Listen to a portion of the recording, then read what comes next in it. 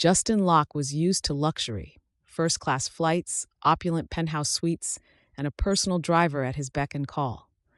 At just 33, he was the picture of sleek success, a self-made billionaire who had turned a modest programming startup into a global tech empire. Everything he did with style, and with the unspoken assumption that the world would bend to his will. Today, however, the day was not bending in his favor. He had boarded his flight from London to New York in the early morning. It was supposed to be a straightforward trip. Land at JFK, breeze through customs, then slip into his private car for a short ride to one of his Manhattan condos. But the moment the plane touched down, a chain of small frustrations began. He had to wait on the tarmac for an extra half hour. He was told the VIP lounge was under renovation, and his driver texted about a massive traffic jam that might delay him significantly. Still, these were minor inconveniences. Justin was used to adapting. He simply gathered his carry-on, looped his laptop bag over his shoulder, and marched toward the arrivals area. That was when he noticed the real problem. His wallet was gone. At first, he thought maybe it was stuck in the seat back pocket or had fallen under the seat during the flight. But after a frenzied search, it was nowhere to be found. A worried flight attendant helped him check the overhead bin thoroughly. Nothing. Then she assisted him in retracing his steps down the aisle. Still nothing. Anxiety tightened in his chest. Justin's phone was on him, and so was his passport, thankfully, but the wallet was the key to everything else. Credit cards, driver's license, and ID badges for several of his offices, plus a decent chunk of cash. Where could it have gone? Eventually, the flight attendant, with an apologetic smile, said there was nothing more she could do. Justin would have to file a lost and found claim with the airline. He did so, but he had little hope it would turn up. Normally, he'd call his assistant to handle something like this, but it was barely 6 in the morning in New York, and the red-eye flight had left him exhausted. The entire fiasco was testing Justin's usual composure. He tried to soothe himself with the thought that, worst case, he had digital payment apps, and he could always replace the cards. The staff at JFK recognized him well enough. More than once, he'd been photographed by paparazzi rolling through the terminal in a designer suit. He could likely get a courtesy escort to handle any missing credentials. He just hated the feeling of not knowing how or where he'd dropped something so vital. Meanwhile, across the concourse, Tessa Clark was waiting at the baggage carousel, attempting to calm her nerves. She'd just returned from a short vacation. Well, more like a working vacation, seeing as she spent half her time scouting locations for an upcoming photography project. Tessa was a freelance photographer and graphic designer who hopped from job to job. She lived paycheck to paycheck, but she refused to give up doing what she loved most, capturing life through her lens. Her stomach growled, a reminder that she hadn't eaten anything beyond airline peanuts for hours. After fetching her battered green suitcase, Tessa headed toward a coffee kiosk. That was when something on the polished floor caught her eye. A slim, expensive-looking wallet, half hidden by a trash can. She paused, brow furrowing. There weren't many people around at this hour. The rush would come soon enough, but right now, it was a calm stretch between flights.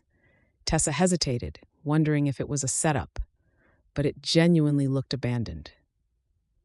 She picked it up cautiously, glancing around to see if someone was frantically searching. No one seemed to be missing anything. With no immediate clues, Tessa flipped it open. Her eyes widened at the sleek black card that greeted her, embossed with a famous bank's exclusive logo. She spotted the ID, Justin Locke, with an address that read simply Manhattan, NY. The name tickled at her memory. Locke Industries. That huge tech firm, right? Tessa tried to recall a face, some paparazzi shots maybe. She was almost certain the wallet's owner was that billionaire who'd been making headlines lately, rumored to be testifying about some new data privacy legislation. But what in the world was his wallet doing on the floor of an airport hallway? For a moment, Tessa felt an irrational wave of panic. She was a nobody from a small East Coast suburb. She had rent due next week. She had just enough money in her account to stay afloat, and she was holding a billionaire's wallet. The more she thought about it, the more bizarre it seemed. Yet Tessa was no thief. She closed the wallet, clutched it to her chest, and decided she would do the right thing. Find a way to get it back to this Justin Locke. She could, in theory, walk it to a nearby airline desk or call an airport official, but something told her it might get lost in the bureaucracy. Or, worse, someone unscrupulous might decide to pocket it. So Tessa resolved to do it herself. She'd call the number on the business card inside. She'd spotted a card that read Locke Industries, Office of the CEO, once she was out of the chaotic arrivals area. Or maybe she'd deliver it straight to the corporate headquarters in Manhattan. She was heading that way anyway. She lived in Queens, a subway ride from Midtown. That plan decided, Tessa slid the wallet into her purse. She felt oddly protective of it, as though she were on a mission. A mission that, if successful, might lead her to meet the billionaire in person. She tried not to let her imagination run wild with fantasies. Odds were she'd never actually meet him. She'd hand it to his assistant or something. But a small part of her was excited by the possibility, the unpredictability of it all. Neither Tessa nor Justin had any idea that their paths were about to cross in ways that would upend both their worlds. By the time Justin made it to the terminal exit, his frustration had evolved into determined efficiency. He told himself, "You're a problem solver, so solve the problem." He used his phone to request a rideshare, since his driver was stuck anyway, and walked briskly outside. The September air was unseasonably cool for a New York morning. He zipped up his sleek travel jacket, scanning for the car's license plate. He was about to tap an impatient foot on the curb when his phone buzzed. An unknown number. Justin frowned. He rarely answered unknown calls, but maybe it was someone from the airline. He swiped to answer. "Hello?" The voice on the other end sounded uncertain. "Hi, is this Mr. Locke? Justin Locke?" "Yes," he replied. "Who's calling?" "Oh, great," the woman said, exhaling in relief. My name is Tessa Clark. I found your wallet at JFK.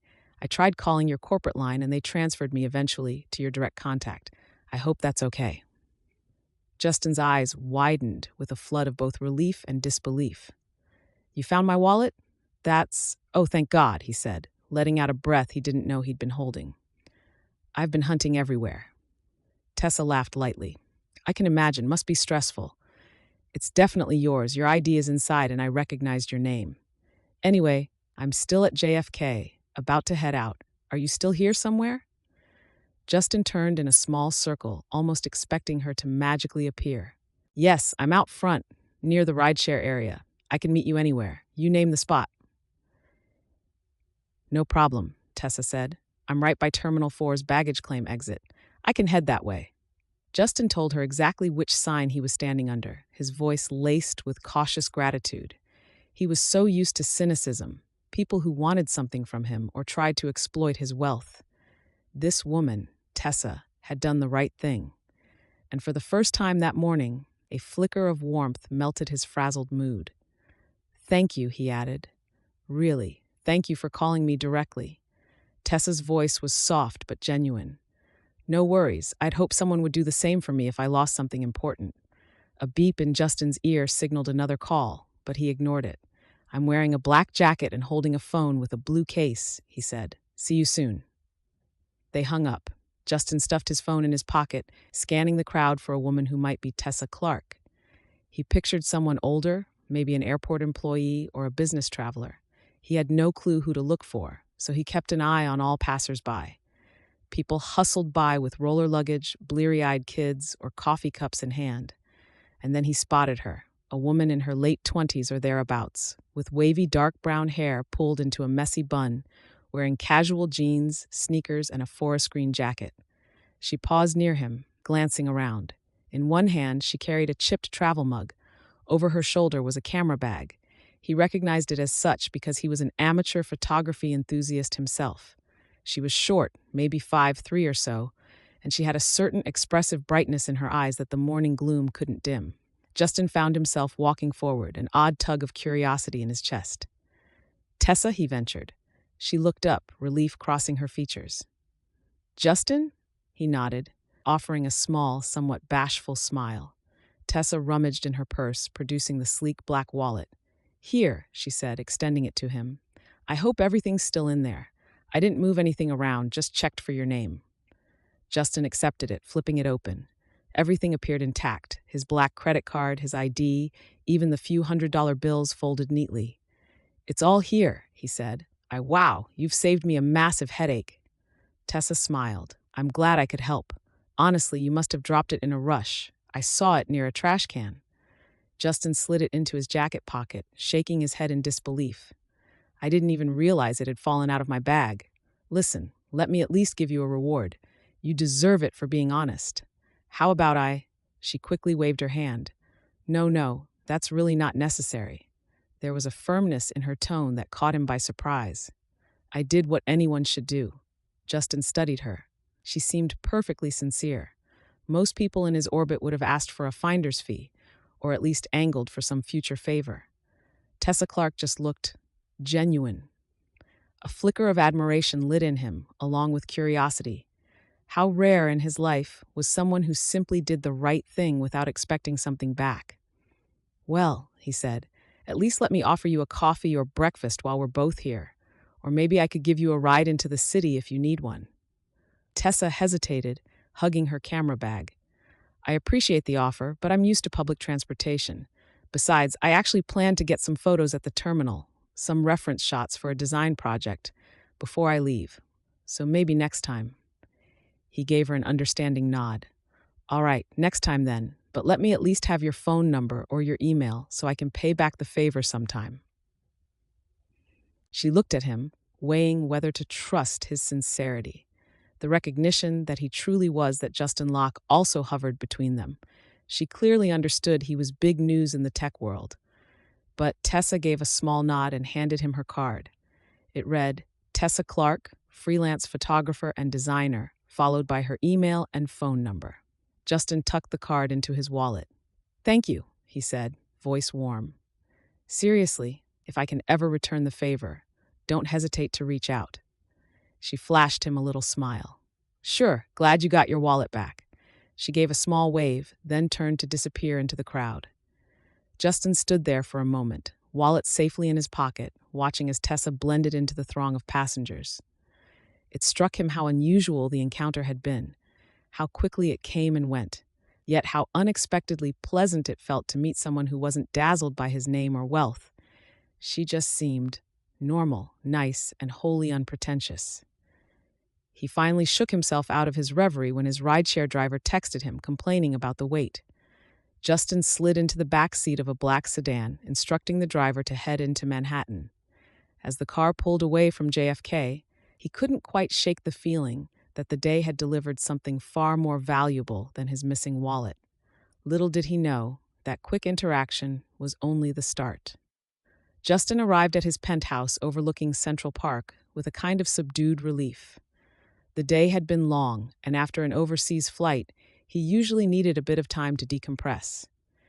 He showered, changed into a fresh suit for a midday round of meetings at Locke Industries, and tried to refocus on his responsibilities. Locke Industries was abuzz when he stepped into the sprawling headquarters. Executives rushed to greet him, a few employees wore starstruck expressions, and his assistant, Isla, hustled over with a tablet's worth of updates. The moment he entered the elevator, she rattled off important bullet points: new product milestones, a looming philanthropic gala, a patent dispute with a rival company, and the upcoming Senate hearing on data privacy. Normally, Justin thrived on this high-level chaos. It gave him a sense of purpose. But today, his mind drifted more than usual. "Sir?" Isla asked, noticing his distraction. "Are you all right?" Justin blinked. "Yes, I'm fine." He smiled in what he hoped was a reassuring way.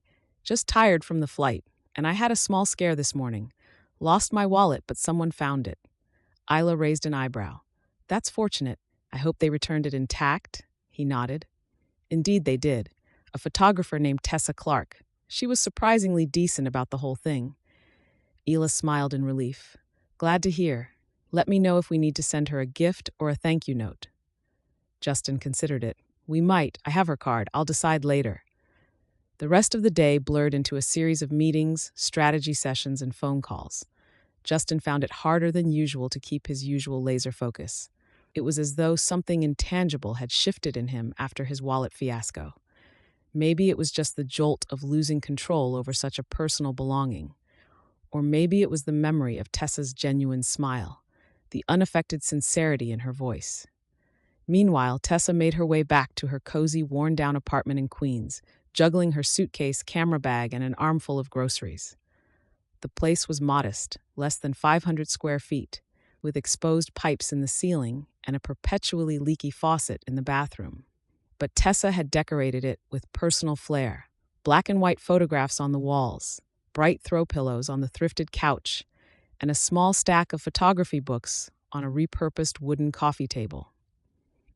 Hing seven cent. Exhausted, she set down her bags, rummaged for a snack, and flopped onto the couch. She reflected on the morning. Meeting a billionaire at the airport because she found his wallet? That was something she wouldn't soon forget. Her phone buzzed with a text from a client reminding her of an upcoming shoot, so she forced her mind to her real life, her gig as a freelance photographer. She had corporate headshots to take for a small startup in Brooklyn. Plus a wedding shoot next month she needed to plan for. The glitz and glamour of high society felt a million miles away. Still, she couldn't deny she was a tad curious about Justin Locke. She knew of him, of course. Who didn't know about the tech prince making waves in the industry? She'd glimpsed magazine covers featuring him in tailored suits, praised for his philanthropic contributions. Yet she'd never pegged him as more than just another wealthy figure out of reach from her ordinary world. Her phone rang. Tessa glanced at the screen and saw it was her sister, Paige. She answered, setting it on speaker. "Hey, Paige." "Welcome back," Paige chirped. "How was your flight?" Tessa chuckled. "Eventful. You won't believe what happened." She recounted the story of finding Justin's wallet and returning it to him. Paige let out a squeal of excitement. "That is so romantic, like something from a movie. So what's he like?" Tessa snorted. "He was nice, polite, really thankful. He offered me a reward, which I refused, of course. Then he offered me coffee, which I also refused because I had some pictures to take. Honestly, Paige, it was just a decent human interaction, not a fairy tale. The man was probably relieved to get his wallet back, that's all." Paige made a dramatic scoff. "You never know. Maybe this is fate telling you something. Are you sure you didn't get his number?" Tessa rolled her eyes. "He took my card. That's it. I doubt I'll hear from him again." "Still, that's kind of exciting," Paige insisted. "It's not every day you meet a billionaire. Good karma for you, Tessa." They chatted for a few more minutes about everyday matters, family updates, Paige's upcoming college midterms, before saying their goodbyes. After hanging up, Tessa tried to push the morning's events from her mind. She had a backlog of photos to edit, rent to pay, and a life to maintain. Daydreaming about an unlikely connection with a billionaire was not on her to-do list. In the days that followed, both Justin and Tessa stayed immersed in their respective worlds. Justin juggled corporate obligations, high-stakes negotiations, and a swirl of charity events. Tessa filled her schedule with photography gigs, traveling around the boroughs of New York to capture life through her lens. Each lived as though the other were a mere blip in their routine, but a subtle pull remained. Because sometimes an encounter that seems random is anything but. Sometimes the universe has a way of circling back on itself, weaving two paths together just when you least expect it.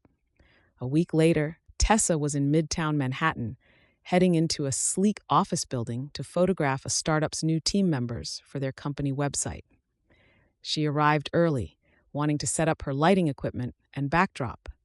Navigating the building's lobby, she took note of the gleaming floors, the modern art pieces, and the sophisticated reception desk. Typical corporate luxury she was used to seeing on these kinds of gigs. On the elevator ride up, Tessa tried to mentally review the shots she needed. A few group photos, some individual headshots, maybe some candid interaction pictures for a team synergy page.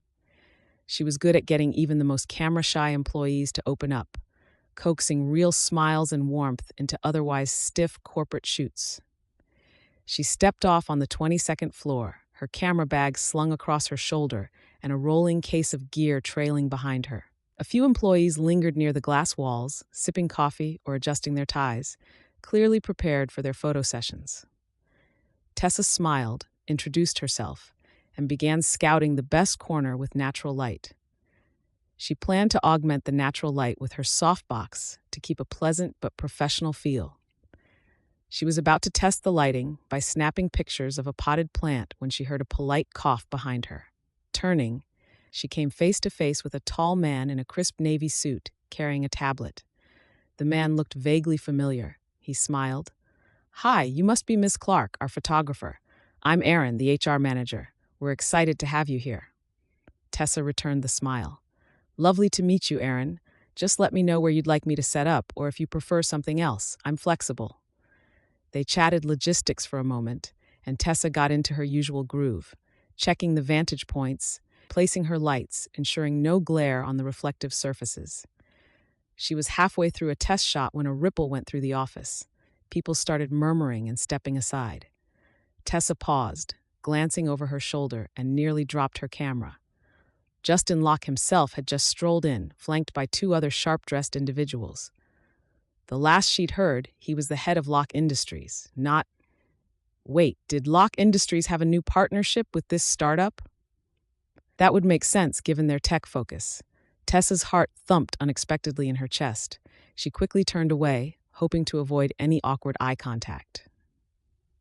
But Justin's voice carried easily in the open office. "Congratulations on your recent funding," he said to the startup CEO, a man named Ken. "Locke Industries is proud to partner with you. We're looking forward to seeing how your innovation in VR technology evolves." They shook hands, and employees gathered around. Tessa tried to remain invisible, fiddling with her camera lens. She reminded herself there was no reason to be nervous. The man likely wouldn't even notice her. He probably meets dozens of new people every day, she thought. One photographer is small potatoes. Except that, in the next breath, Justin's gaze swept the room and his eyes landed on her. A flicker of recognition lit his features. His step faltered, just slightly, before he resumed his confident stride. Tessa's stomach flipped. He was obviously about to greet the employees, maybe give a short speech. She could slip out of the circle of people and continue setting up, right? Just as she was about to retreat behind her light stand, Aaron called out, "Mr. Locke, we have a photographer here for the team's headshots, Miss Tessa Clark." Well, so much for anonymity. Tessa turned around, forcing a polite smile as Aaron motioned for her to approach.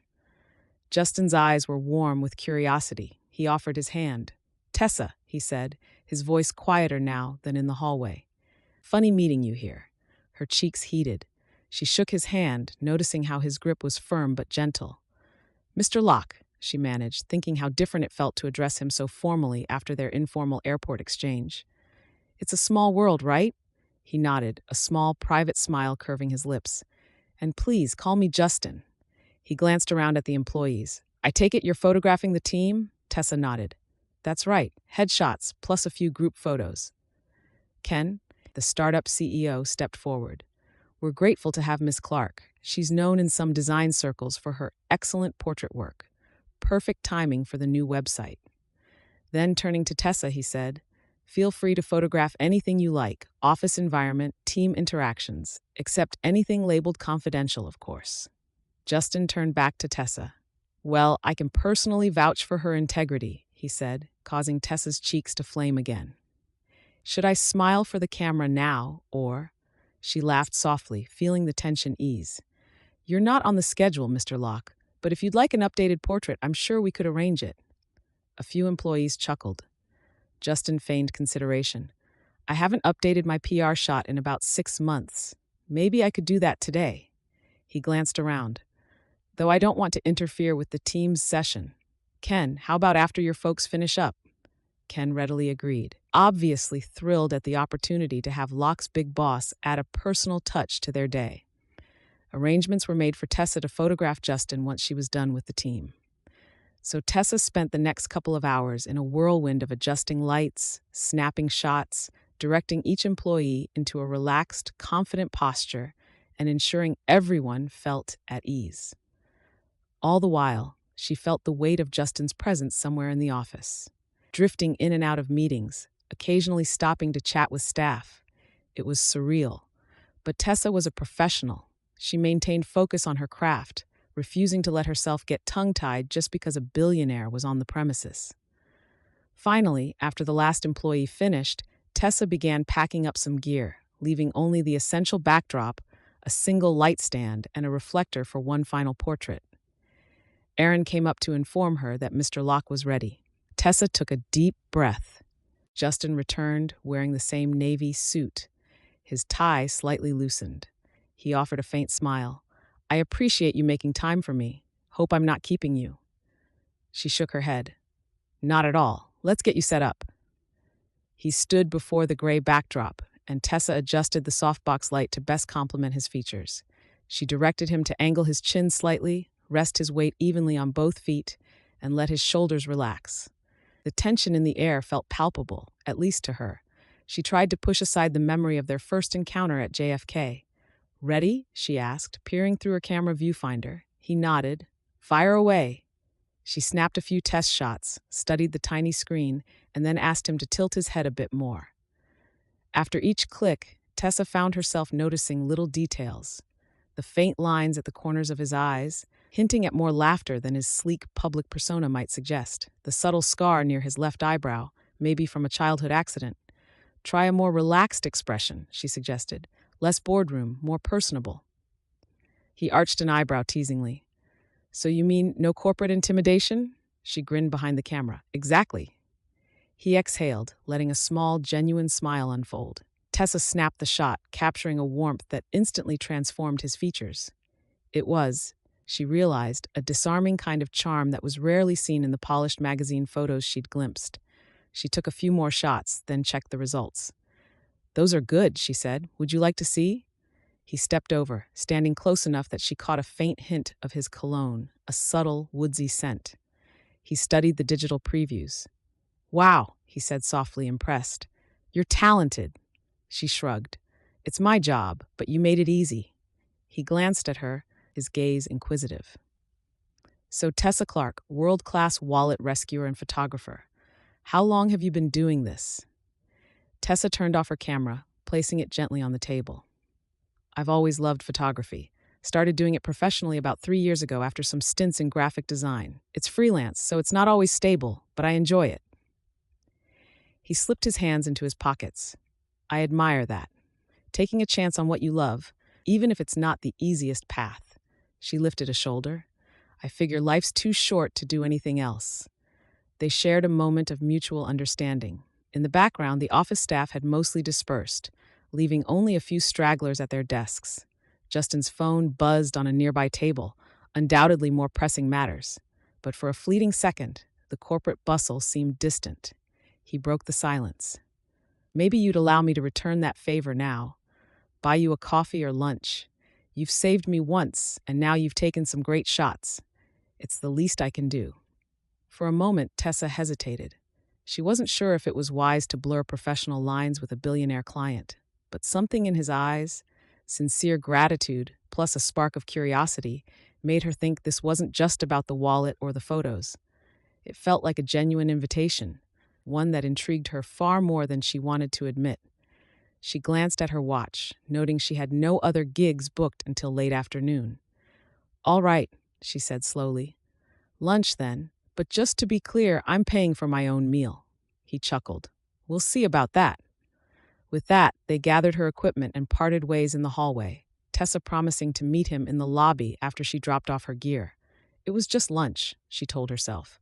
Just a simple meal, but the swirl of butterflies in her stomach suggested otherwise, that this second meeting was opening a door neither of them expected.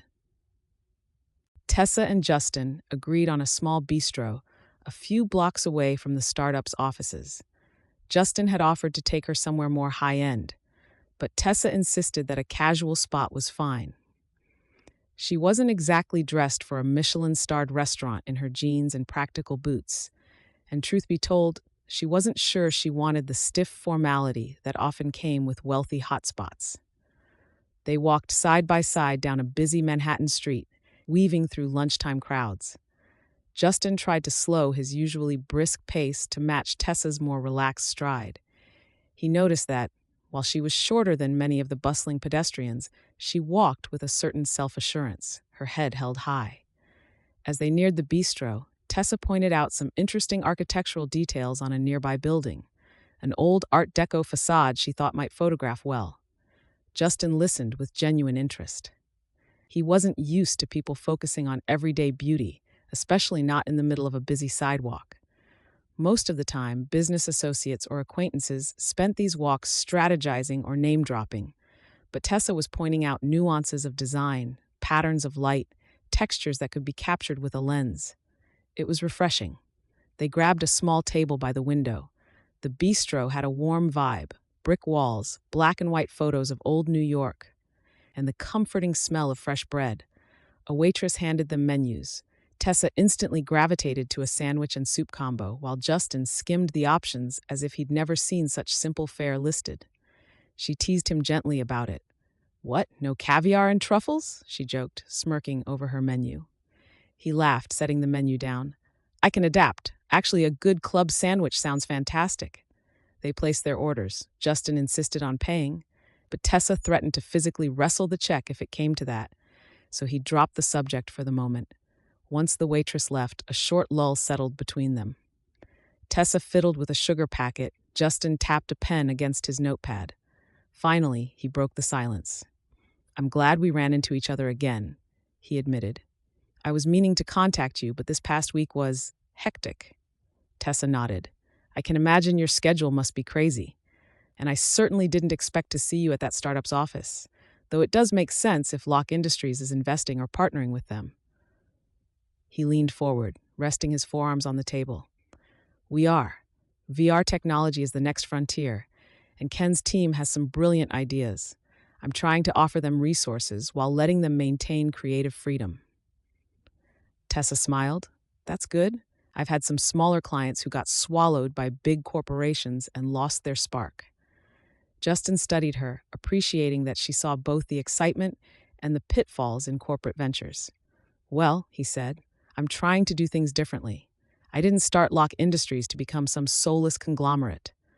Though I'll admit, size changes things." She nodded, sipping her water. "Growth does that, whether it's a company or a person. But I guess if you hold on to your values, you can keep your soul intact." He huffed a small laugh.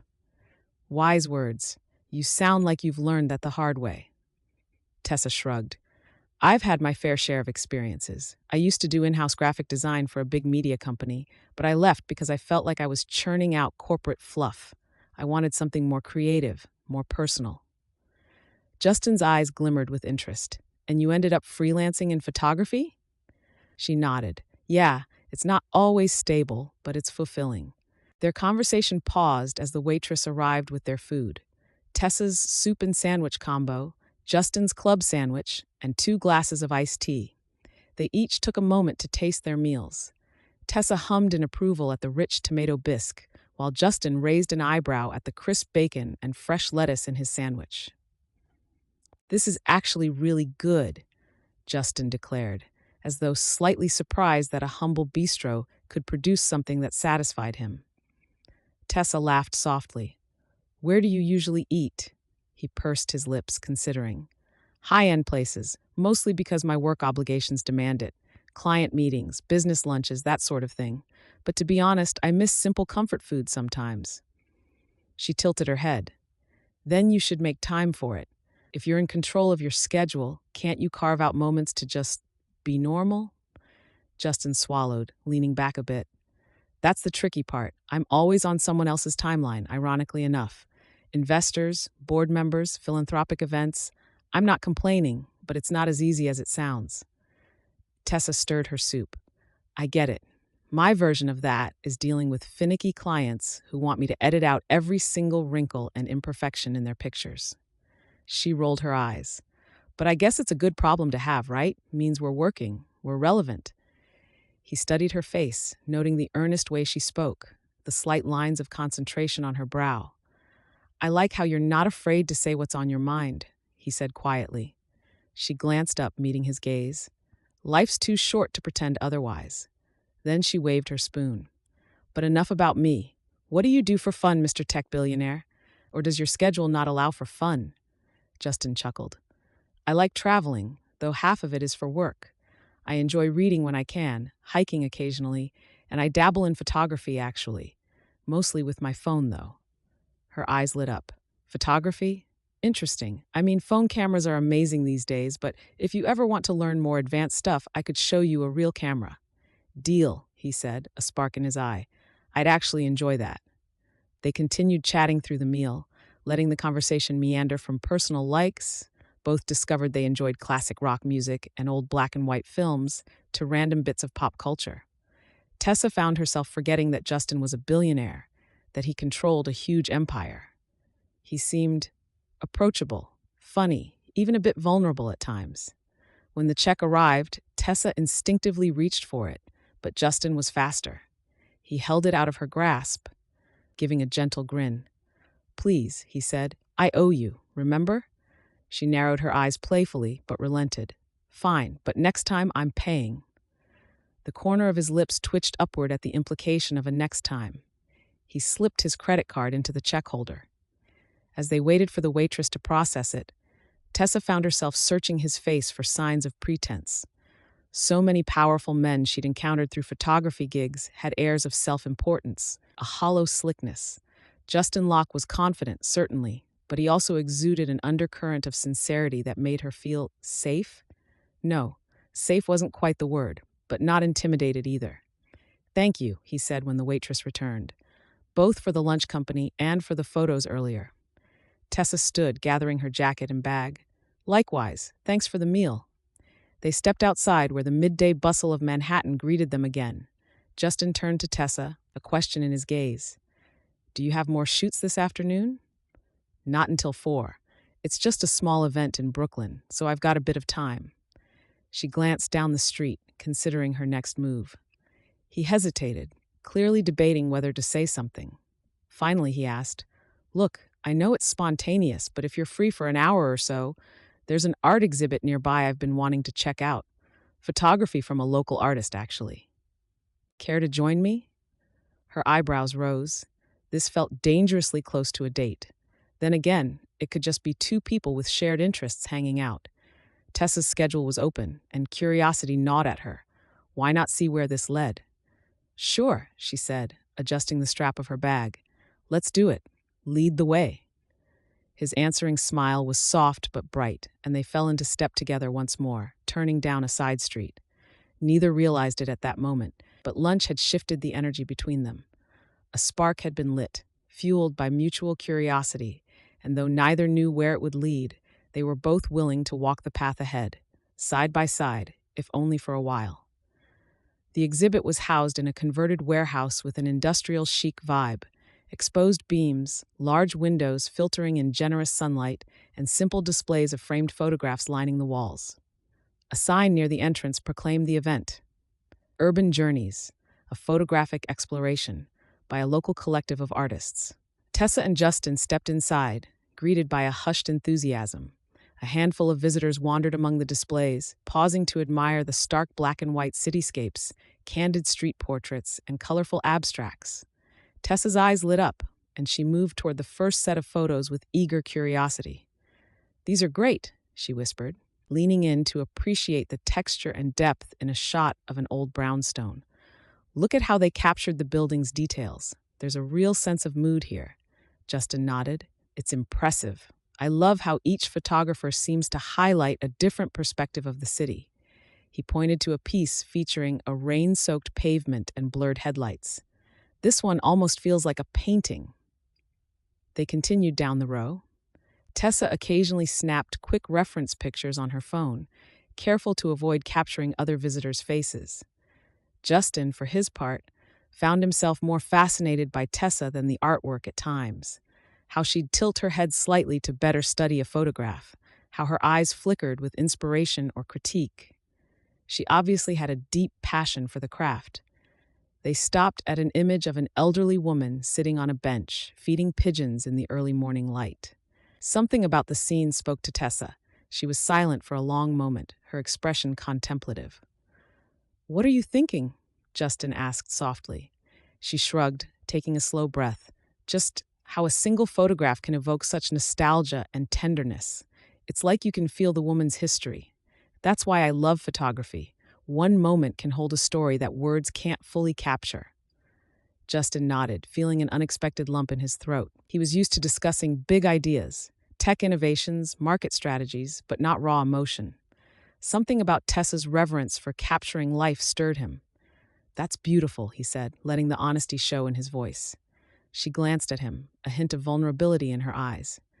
"Yeah, it reminds me why I chose this career. Despite the uncertainty, despite the hustle, moments like this make it worth it." They moved on, encountering a mix of edgy street shots, playful portraits, and conceptual pieces. Every so often, they shared commentary, teased each other, or marveled at a photographer's ingenuity. An hour drifted by in a blink. Eventually, they arrived at a small lounge area near the back of the exhibit, furnished with vintage chairs and a coffee station. Tessa grabbed a cup of complimentary coffee, while Justin politely declined, citing the 2 espressos he'd already had that day. She sank into a cushy chair, feeling both energized and relaxed. "I needed this," she admitted. "Life's been hectic lately." Prosody 7%. "I almost forgot how much I love experiencing art for myself, not just working on commissions." Justin settled in a chair opposite her. "I'm glad. I feel the same way. I rarely slow down for something just because it interests me." He paused, then asked, "If you don't mind sharing, do you have a bigger dream for your photography, like an exhibit of your own?" She blinked, surprised by the question. "I mean, that'd be amazing someday. My actual dream is to travel, capture everyday life in different cultures, build a portfolio that shows the interconnectedness of human experiences, maybe even publish a photo book. But that's a long way off. Takes a lot of money and connections to get a project like that off the ground." He tilted his head, intrigued. "You could crowdfund or find sponsors. I'm sure people would resonate with that idea." She gave a small, hopeful smile. "Maybe, or I could just keep saving up until I can afford to do it on my own terms. One day at a time, you know?" He nodded, a thoughtful expression crossing his face. "I respect that. Self-reliance, patience, passion, qualities I don't always see in my world." She raised an eyebrow. "What is your world like anyway? I mean, I have ideas from tabloids and all, but I'm guessing it's not just private jets and champagne." Justin sighed softly. "Well, there's some of that," he admitted, "but it's also a lot of pressure. Everyone expects me to have all the answers, to constantly grow the company, to keep investors happy. The board wants profits, the public wants innovation, regulators want compliance. And I have philanthropic commitments too. I sponsor scholarships, run a foundation for STEM education. It's fulfilling, but heavy." Tessa sipped her coffee, gaze softening. "It sounds like a lot of responsibility." He nodded. "I'm grateful for the opportunities I've had, really, but sometimes I miss simpler days." She studied him in silence for a moment, then set her coffee aside. "You can still have simple moments, though, like this." She waved a hand around, indicating the cozy lounge and the quiet corners of the exhibit. "No business talk, just art and conversation. That's worth protecting." A small grin tugged at his lips. "You're right, it is." Their eyes locked, and for a moment, the buzz of the exhibit, the hum of the city beyond, seemed to fade. It was that intangible chemistry, the sense that 2 people from very different worlds could share a common wavelength, forging an unspoken connection. A flicker of possibilities danced between them. Tessa broke the moment first, clearing her throat gently. "I should probably head out soon. I have that shoot in Brooklyn, and I need to prep." Justin glanced at his watch as though snapping back to reality. "Right, and I've got an investor call in about an hour. Let me at least give you a ride, though. My car is nearby." She shook her head, mustering a playful eye roll. "No, thanks. The subway will do just fine. I prefer it, actually. Great for people watching." He stood, smiling wryly. "I figured you'd say that. All right." He pulled out his phone, likely to summon his driver. "But can I call you again, see if we can do something like this another time?" Her heart fluttered. She tried to play it cool. "Sure," she said, keeping her tone casual. "Why not?" He returned her grin, handing her a business card with a personal cell number written on the back. "If you ever need anything, a reference, a lead for a big photography job, anything, let me know." She tucked the card into her wallet, recalling how ironic it was that this entire connection started with his wallet. "I appreciate that," she said. "Really." They walked back through the exhibit to the exit. Steady, the city greeted them once again, swirling with noise and motion. Justin raised an arm to wave down a sleek black sedan that idled nearby. Tessa turned to him, offering a soft farewell smile. "Thanks for today," she said. "Unexpected, but nice." He nodded, eyes glinting. "I agree. Take care, Tessa." With that, they parted. She headed toward the nearest subway station, and he slipped into the car. As she disappeared among the crowds, Justin exhaled, a subtle feeling of lightness settling over him. Maybe it was just a pleasant afternoon, or maybe it was the start of something more. Either way, he couldn't deny the flicker of anticipation he felt at the thought of seeing her again.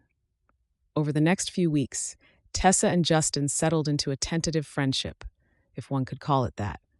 Neither of them labeled it, but they kept in contact, exchanging texts or quick calls. Sometimes Tessa would send him a photo she took, perhaps of a street scene or an interesting architectural detail, along with a short note. "Thought you'd appreciate this." Justin would respond with genuine interest, occasionally attaching pictures he'd snapped on his phone during his travels. Boardrooms in Tokyo, city skylines at dusk, or quiet beaches in the Caribbean. Their exchanges were light but personal enough to hint at something deeper. Tessa learned that Justin had grown up in a lower middle-class family in the Bronx before skyrocketing to success. She appreciated that he didn't flaunt his humble origins for praise. He simply stated it as part of his journey. In turn, Justin learned Tessa was the daughter of a mechanic and a grade school teacher, and that she had supported herself through college by waiting tables. She had once dreamed of joining a major magazine as a photographer, but those dreams shifted when she realized she wanted more creative control than a corporate environment would allow. They continued living their own full, separate lives, but there was a new comfort in knowing someone else was out there, silently cheering them on. Occasionally, they met in person. Rare lunch breaks, a quick coffee if their schedules magically aligned. Justin tried once more to give Tessa a lavish gift as a token of thanks for returning his wallet. She stubbornly refused. Instead, he learned to show his appreciation through smaller gestures, treating her to a modest meal, introducing her to potential new clients who needed fresh photography.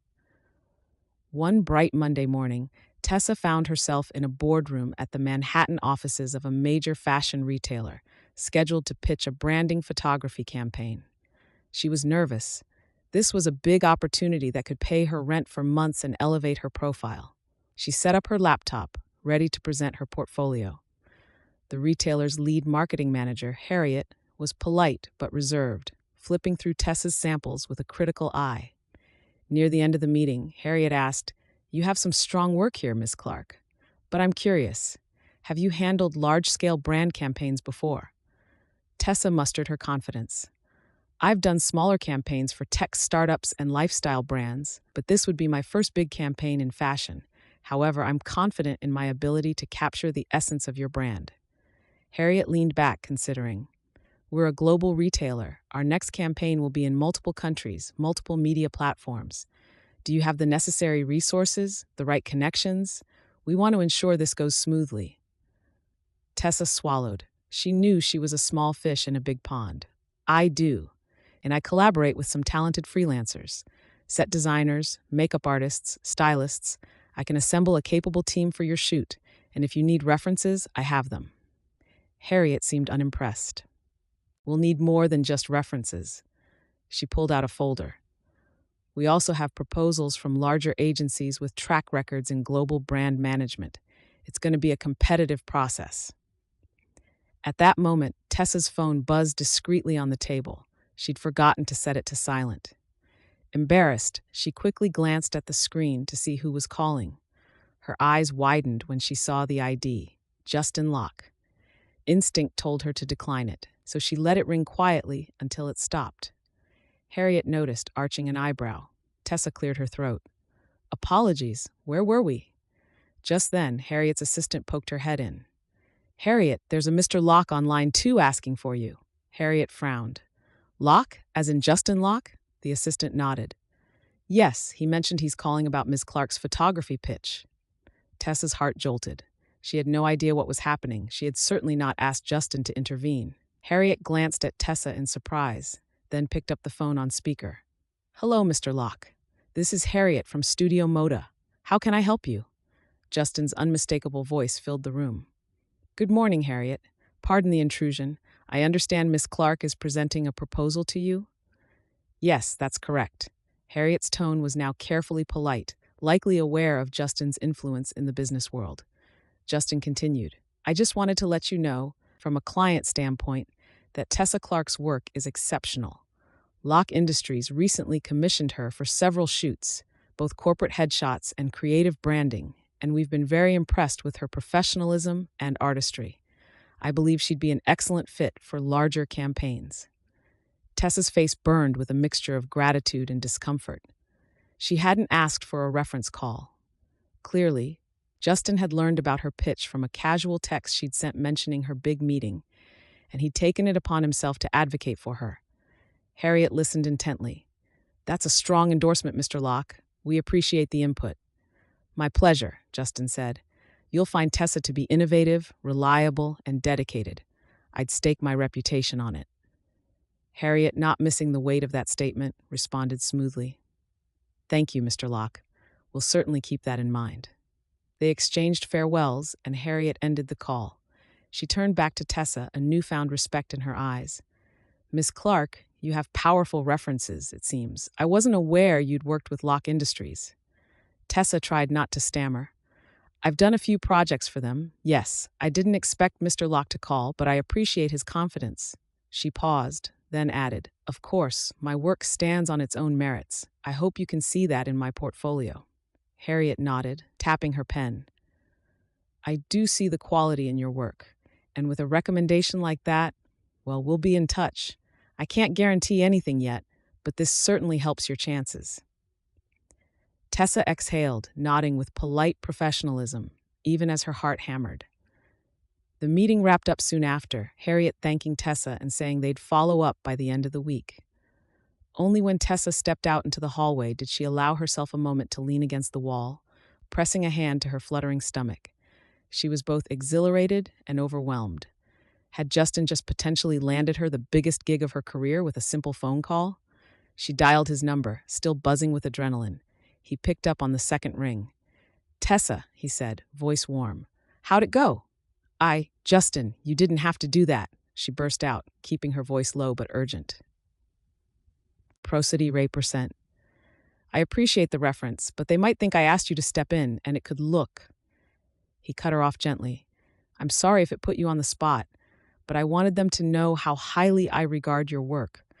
These big players sometimes only listen to big names. I just wanted to level the playing field for you. Her irritation melted at his earnest tone. She sighed. Thank you, really. It might have sealed the deal for me, but next time, please warn me first, okay? He chuckled. Deal. Let me know if you hear good news. She promised she would, then hung up, a swirl of gratitude and confusion washing over her. She couldn't deny how grateful she was that he believed in her enough to make that call. Yet a small voice in her head worried about the power imbalance. Was she letting her career rely on the influence of a billionaire? She prided herself on independence. And still, it felt nice to have someone in her corner, rooting for her success. Ultimately, Tessa told herself she wasn't doing anything unethical. She hadn't asked for the favor. It was freely given. If Studio Moda hired her, it would be for her own talent, right? She left the building with an unsteady heart. Her friendship with Justin had crossed a threshold. He was no longer just a random acquaintance whose wallet she returned. Now he was an advocate, a supporter. She wondered how that would change things going forward, or if it might lead them somewhere unexpected, beyond the realm of mere friendship. Tessa didn't have to wait long for news from the fashion retailer. 2 days later, Harriet called to inform her that Studio Moda had chosen her for the campaign. We'd like to finalize the contract this week and schedule a planning meeting, Harriet said. Congratulations. Stunned and thrilled, Tessa thanked her, hung up, and whooped so loudly that her upstairs neighbor banged on the floor in annoyance. She danced around her tiny apartment, pulse pounding with excitement. This was huge, a major breakthrough that could lead to more high-profile gigs and let her set aside money for her dream of traveling abroad. She immediately texted Justin, I got the job. Thank you so much.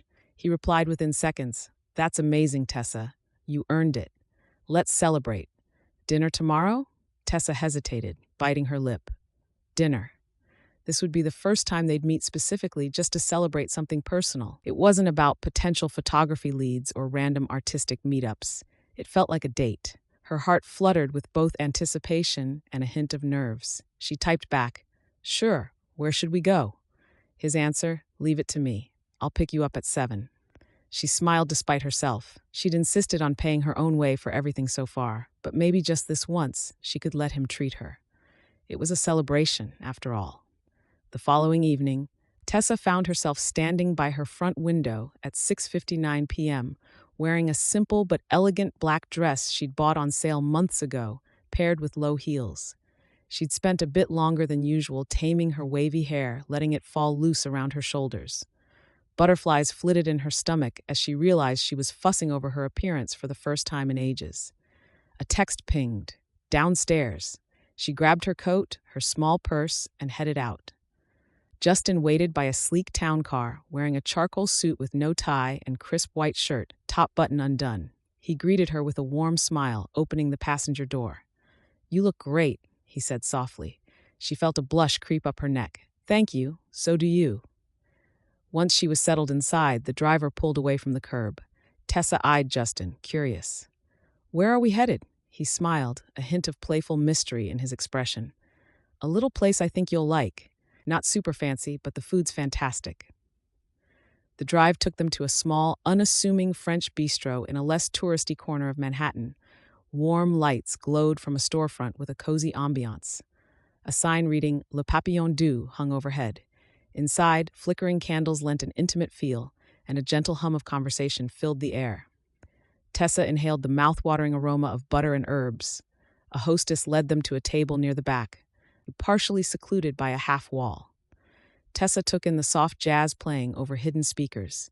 It was the perfect balance of sophistication and warmth, clearly high quality but not pretentious. They settled in and Justin glanced at her. "Champagne to celebrate?" She grinned. "Yes, please." He beckoned the waiter, who brought a chilled bottle of Dom Perignon. Tessa watched as the champagne flowed into delicate flutes, the bubbles dancing up the glass. They clinked glasses lightly, meeting each other's gaze. "To your big success," Justin toasted. "I'm proud of you." She sipped, savoring the crisp, luxurious taste. "Thank you," she said, feeling a surge of warmth at his words. "I wouldn't be here without that phone call you made." He shook his head. "Don't underestimate your own talent, Tessa. They chose you because you're good. I just gave them a gentle nudge." They ordered food. Justin recommended the coq au vin, while Tessa decided on seared scallops and risotto. As they waited, they fell into easy conversation about life updates. She told him more about the upcoming fashion campaign, the brainstorming sessions, the mood boards she was creating. He offered to connect her with a friend who ran a top-notch editing studio if she needed resources. Every time Tessa insisted she wasn't looking for handouts, Justin reassured her that he merely wanted to support her, not overshadow her autonomy. When the dishes arrived, Tessa couldn't help but hum in delight at the first bite. "This is incredible," she gushed, the flavors melting on her tongue. Justin smiled, taking a bite of his own meal. "I'm glad you like it. My personal driver recommended this place, believe it or not. I trust his taste in food more than most critics." They savored the meal, occasionally exchanging bites and praising the chef's artistry. The second flute of champagne loosened Tessa's nerves, making her feel confident enough to breach a more personal topic. She set her fork down gently. "Justin, I feel like we're dancing around something. I'm not sure how to say it without sounding forward." He placed his napkin aside, gaze steady. "Go on." She took a breath. "I like spending time with you, and I'm grateful for your support. But I also worry about crossing lines, I guess. I don't want you to think I'm only interested in your help or your connections, and I don't want to feel like I owe you." He leaned back in his chair, studying her. "That's fair, but you don't owe me anything. I like spending time with you too, because I enjoy your company, your passion for your work, your perspective on life, not because I'm checking off some favor ledger." She swallowed, relief mingling with vulnerability. "Okay, then maybe we can just keep it honest. If this is heading toward More than friendship, I want to be clear that I'm not in it for money or status. Justin's eyes softened, a smile touching his lips. I know, and for the record, I'm not in it to flaunt wealth or take advantage of you. I like you, Tessa, the real you. Her cheeks warmed. Good. He reached across the table, gently covering her hand with his. The contact felt electric, sending a subtle thrill through her. Let's just take it one step at a time, see where it goes, he said softly. She nodded, her heart pounding in her chest. Deal. They lingered over dessert, a shared creme brulee which they cracked with spoons and savored, sweet and smooth. Tessa noticed how comfortable she felt with him, how the conversation flowed between laughter and quiet understanding. By the time the check came, she'd almost forgotten about the thrumming city outside. Justin insisted on paying, and Tessa didn't argue. This was a celebration after all. The driver was waiting out front when they emerged. The night air felt crisp, and Tessa shivered slightly. Without hesitation, Justin slipped off his jacket and draped it over her shoulders. She pulled it closer, inhaling his faint cologne. Thank you, she whispered. They climbed into the car, riding in a companionable silence back to her apartment in Queens. When they reached her building, Justin opened the door for her and walked her to the lobby door. Under the flickering porch light, they paused, facing each other. A gentle tension hummed in the air. Tessa's heart hammered. Was he going to kiss her? Did she want him to? Yes, her mind whispered, far more than she would admit out loud. She saw the flicker of uncertainty in Justin's eyes.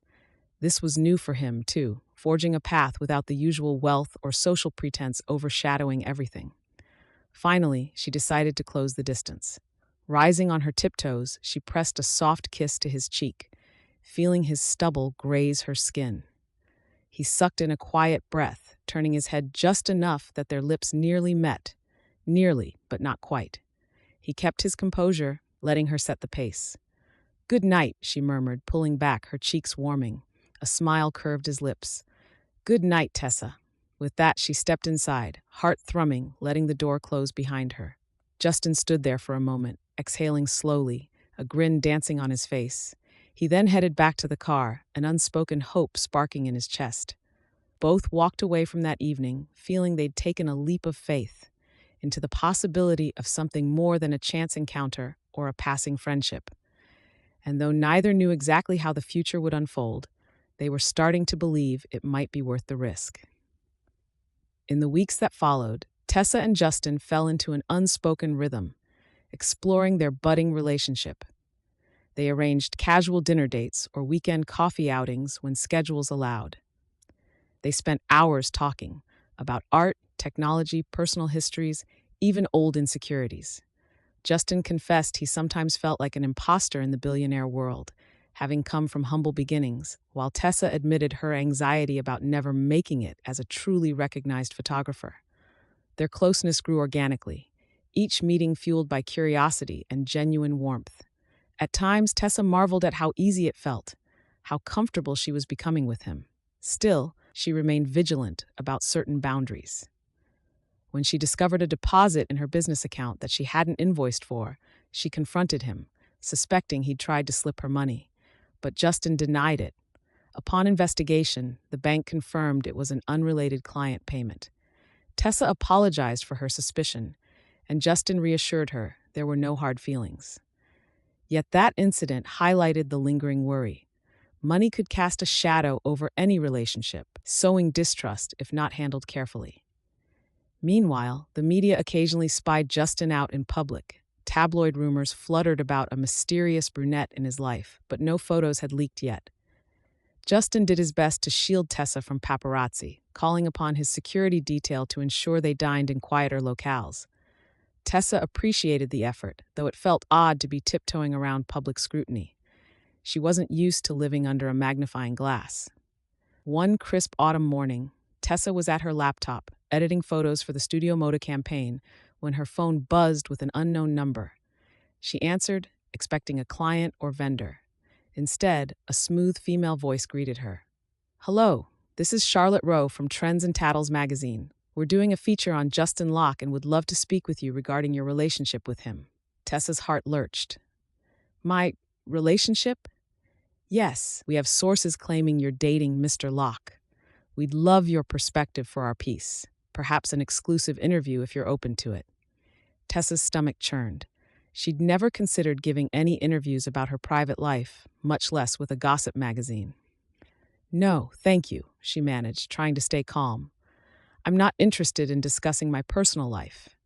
Charlotte pressed on. I understand, but the story will run regardless of your comment. We just wanted to give you an opportunity to share your side. Perhaps address rumors that you were seen cozying up in a small French restaurant and Tessa ended the call, her hands shaking slightly. She'd known that being close to Justin could draw attention, but hearing it spelled out so baldly rattled her. He'd told her that reporters and paparazzi were always fishing for scandal. She hadn't realized how invasive they could be. In a flurry, she texted Justin. Just got a call from a gossip magazine. They want an interview about you and me. Didn't say anything, but I'm freaked out. Call me when you can. He replied almost instantly.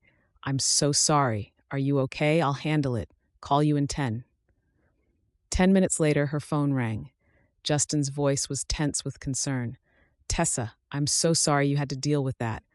I'll have my PR team shut it down. She took a shaky breath. I know the press is part of your world, but I'm not used to it.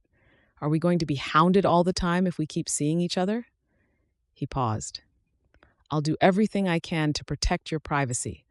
But yes, it's possible they'll sniff around, especially if they suspect a real relationship. I wish I could shield you from it, but it's part of my reality. Tessa stared at her half-edited photos on the screen, feeling the weight of this revelation. Could she handle the stress? Would it always be overshadowed by drama and speculation? I'm not sure what to do, she whispered, her voice trembling. This is new and scary for me. He sighed softly. I understand. All I can say is that I care about you, and I'll do whatever it takes to make you feel safe. If it becomes too much, if you want to step back, I'd respect that. She felt tears sting her eyes. She didn't want to step back, but the fear was there. Let me think about it, she said. I need some time. He agreed, apologizing again for the intrusion before they hung up. Tessa dropped her phone onto the table, her heart heavy. She had never sought a high-profile life.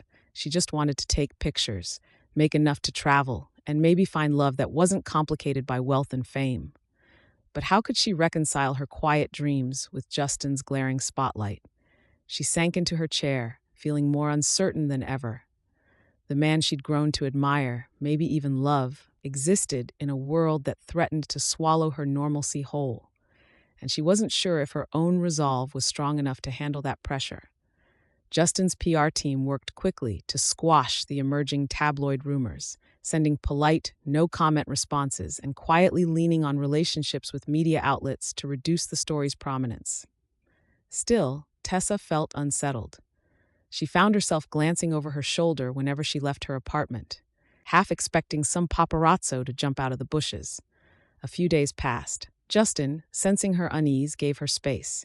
He texted occasionally, but didn't push for an in-person meeting until she was ready.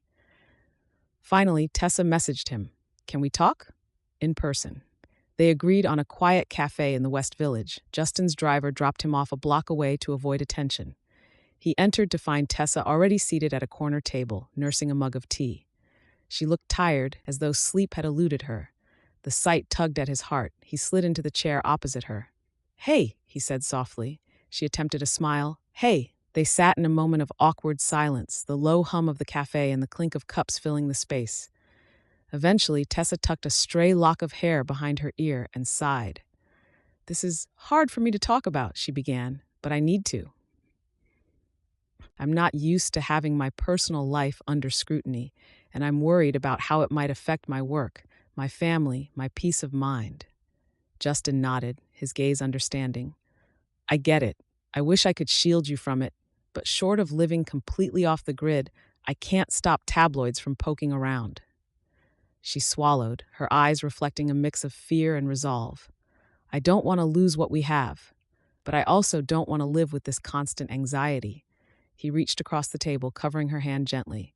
I can hire security for you, discreet, but enough to deter any invasive press. She shook her head. That feels excessive. Besides, that's not solving the root issue, that the media may paint me as some gold digger or fling. My clients might question my professionalism if I'm plastered across tabloids. I'm not sure I can handle it all, and I'm scared, Justin. A flicker of pain crossed his features. I understand. The fear is real, and it's valid. The truth is, my life is complicated by wealth and status. It's part of why I rarely date seriously. People either want to exploit me or can't handle the chaos. But I don't want to give up on this, on us. She studied his face, the sincerity in his voice tugging at her heart. You mean that? He squeezed her hand. I do. Because Tessa, I've never felt this way about anyone before. It's not just attraction. It's how you make me see the world differently. How you keep me grounded and inspired at the same time. Her eyes welled, though she tried to blink back tears. You're very special to me, too. She paused, then added softly, I think I might be falling in love with you. Justin inhaled sharply, relief and emotion washing over him. Then let's face these obstacles together, he whispered.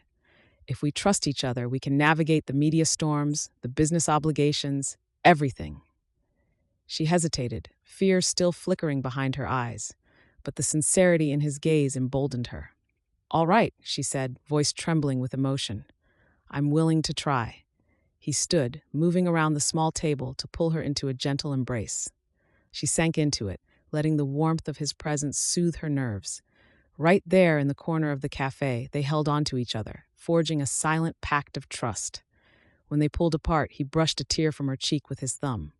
We'll figure it out, he promised, step by step. She nodded, sniffling a laugh. Okay, but for now, maybe we can do something that makes us feel normal? A grin tugged at his lips. Any ideas? She considered. I have an afternoon free. Want to go explore the High Line? I've been meaning to take some shots of the fall foliage along the old rail tracks. He smiled. That sounds perfect. They paid their bill and left the cafe hand in hand, stepping into the crisp autumn air. The clouds above threatened rain, but neither minded. They had decided together to face whatever weather life threw at them. And for now, that was enough. Weeks rolled on, bringing Tessa's fashion campaign to life, with busy shoots in various urban settings. Studio Moda's marketing manager praised her innovative angles and art direction. She secured her biggest paycheck yet, enough to pay off lingering debts and stash away savings for her eventual dream trip abroad. The success fueled her confidence. On Justin's side, Locke Industries prepared for a major product launch. He was juggling interviews, finalizing distribution deals, and coordinating a high-profile event to unveil a breakthrough in VR software. Despite the demands, he carved out time for Tessa. They fell into a routine of checking in daily, sometimes with a quick call, sometimes with a lazy weekend morning in Tessa's apartment, cooking pancakes in her tiny kitchen, and laughing over who got flour in their hair. Inevitably, the press grew more curious. A few blurry photos surfaced online. Justin Locke strolling near the High Line with an unknown woman. Speculation swirled, but no one had a clear shot of Tessa's face. Justin's PR team continued to deflect, focusing on the upcoming product launch, but the tabloids persisted. Tessa braced herself for the possibility of public exposure. With Justin's support, she felt more prepared, but the anxiety still loomed. One crisp Saturday, they planned an escape. Justin drove them upstate to a quaint bed and breakfast near a lake, hoping for a quiet weekend away from the city's prying eyes. The drive took a couple of hours, during which they talked about everything and nothing, the hum of the engine blending with the low rumble of music on the radio. The inn was charming. Wooden beams, a crackling fireplace in the lobby, and a view of the shimmering lake framed by red and gold autumn leaves. Their room was cozy, with rustic decor and a private balcony overlooking the water. After settling in, Tessa grabbed her camera and suggested a walk around the lake's edge to capture the foliage at sunset. Justin readily agreed. The air was cold enough that their breath formed small clouds, and Tessa wore a knit beanie while Justin sported a simple wool coat. They strolled hand in hand along the winding path, the sunset painting the sky in hues of pink and orange. Tessa paused often to snap photos, enthralled by the scenery. Justin watched her, admiring the rapt expression on her face as she sought the perfect angle. More than once, she beckoned him into the frame, capturing candid shots of him gazing at the lake or leaning against a tree. He obliged with a laugh, feigning model poses that made her giggle. Eventually, they found a small wooden pier stretching out over the water. They walked to the end, the boards creaking beneath their feet. The reflection of the fiery sky shimmered on the lake's surface. Tessa exhaled in awe. "It's stunning," she murmured. Justin wrapped an arm around her waist, pulling her close. "Yes," he said, his gaze lingering on her rather than the view. "It is." She noticed the intensity in his expression. Her heart thumped faster as she realized he was watching her, not the sunset. He cupped her cheek gently, and her breath caught. "Tessa," he said softly, "these past few months have changed my life in ways I never expected. You make me see what truly matters." She felt tears threaten. "You do the same for me," she whispered. "I never thought I could connect with someone in your world, but you make it feel natural." His eyes flickered with emotion, and he slowly sank to one knee. Tessa's mind went blank, her pulse racing as she realized what was happening. Justin reached into his coat pocket and produced a small velvet box. Opening it revealed a stunning ring, a single diamond set elegantly, timelessly. "I know it soon," he said, voice thick with emotion, "and we've got challenges ahead. But I don't want to wait any longer to tell you I love you and want to spend my life with you. Tessa Clark, will you marry me?" Tessa's world tilted. She gasped, tears spilling as she glanced from the ring to Justin's earnest face. Memories of their short but powerful journey flooded her mind. The lost wallet at the airport, the accidental run-in at the startup office, the lunches, the late-night talks, the vulnerability they shared in quiet corners of the city. She thought of the paparazzi, the stress, the fear, and realized that all of it was overshadowed by the love she felt for this man. A watery laugh escaped her. "Yes," she managed, her voice breaking. "Yes, Justin, I'll marry you." A brilliant smile broke across his face. He slid the ring onto her finger, then rose to envelop her in his arms. She kissed him, letting the magnitude of the moment wash over her, the dusk sky blazing in harmony with the emotions swirling in her chest. Eventually, they pulled apart, laughing in disbelief. Tessa sniffled, brushing tears from her cheeks. "We're really doing this, aren't we?" Justin nodded, pressing his forehead to hers. "We are. I don't have all the answers, but I know I want to face whatever comes next with you." They lingered on the pier, holding each other as the sun slipped below the horizon, painting the lake in twilight shades of lavender and gold. In the quiet hush of that upstate evening, they stood, engaged not just to be married, but to embark on a future where wealth and status were mere backdrops to a far more important story, a love built on trust, honesty, and the simple miracle of a lost wallet that found its way home. News of their engagement spread quickly. Justin's PR team confirmed it in a simple statement. "Yes, Mr. Locke is engaged to photographer Tessa Clark. No further details at this time." Tabloid speculation exploded, but the more salacious rumors fizzled when it became clear that Tessa wasn't interested in fame or fortune. She refused countless interview requests, focusing instead on her photography and the new life she was building with Justin. As for Tessa's career, it flourished. Studio Moda's campaign garnered significant praise, and her portfolio overflowed with fresh projects. She gained enough financial stability to begin mapping out her photography travel goals. Justin, proud of her achievements, promised to support her dream but never overshadow it. Their worlds meshed with surprising harmony. Sometimes she accompanied him to lavish galas, wearing secondhand designer dresses she tailored herself. Other times he joined her in gritty cityscapes at dawn, camera in hand, capturing the heartbeat of New York streets. Their wedding date was set for the following spring, a relatively short engagement by society's standards. However, Tessa and Justin saw no reason to wait. They planned a ceremony that balanced elegant simplicity with heartfelt warmth. The guest list included family and close friends. Justin's mother wept tears of joy, hugging Tessa and calling her the daughter I never had. Tessa's parents, starstruck by the billionaire fiancé, quickly shed their nerves when they realized Justin was as down-to-earth as any polite, respectful man. On a sunny April afternoon, in a garden overlooking the Hudson River, Tessa walked down the aisle in a flowing lace gown she'd found in a vintage boutique. The ceremony was brief but deeply emotional.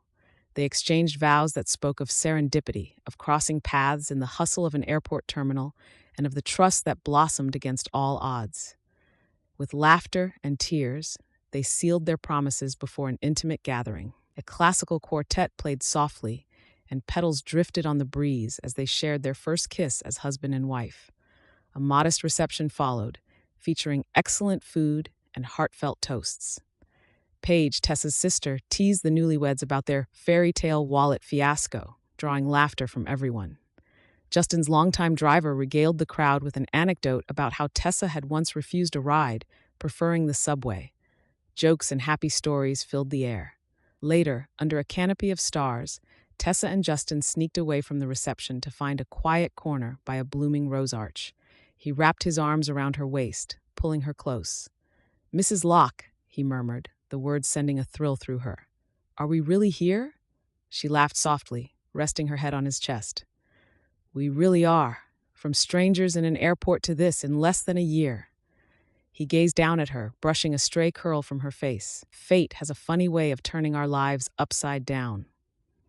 She rose onto her toes, pressing her lips to his in a tender kiss. "And I wouldn't have it any other way." In that stolen moment beneath the gentle glow of twinkling lights, the newlyweds savored the quiet bliss of their union. There would be challenges ahead, no doubt. Public scrutiny, business pressures, unpredictable changes. But they'd already learned that trust, honesty, and a shared commitment to each other could weather any storm. Eventually, they rejoined their guests, launching into a life adventure that was both extraordinary and profoundly simple at its core. Two people in love, building a future hand in hand. Years from now, they'd still remember how a misplaced wallet at JFK led to a fateful phone call, igniting a spark that bloomed into a love story neither had ever dreamed possible. And so they lived, forging each day's story from moments of laughter, support, and a devotion that transcended bank balances and airport mishaps. For in the end, all that mattered was that they had found each other, quite by accident, and chosen to never let go.